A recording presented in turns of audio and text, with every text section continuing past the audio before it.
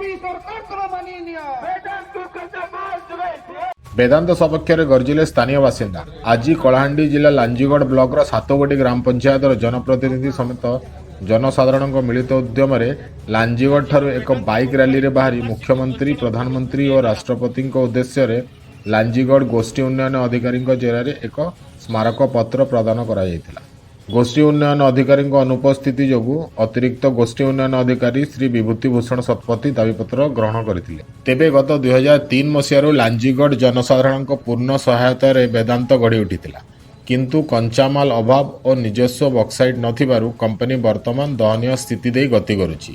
କେନ୍ଦ୍ର ସରକାର ଓ ରାଜ୍ୟ ସରକାରଙ୍କ କଳାହାଣ୍ଡି ଏକମାତ୍ର ଶିଳ୍ପ କମ୍ପାନୀ ବେଦାନ୍ତକୁ ବୈମାତୃକ ମନୋଭାବ ଯୋଗୁଁ ନିଜସ୍ୱ ଖଣି ଖନନ ପାଇଁ ଅନୁମତି ପାଇପାରିଲା ନାହିଁ, ଯାହାଦ୍ୱାରା କଳାହାଣ୍ଡି ଓ ରାୟଗଡ଼ା ଜିଲ୍ଲା ବିକାଶ ପ୍ରତିବନ୍ଧକ ଦେଖାଦେଇଛି।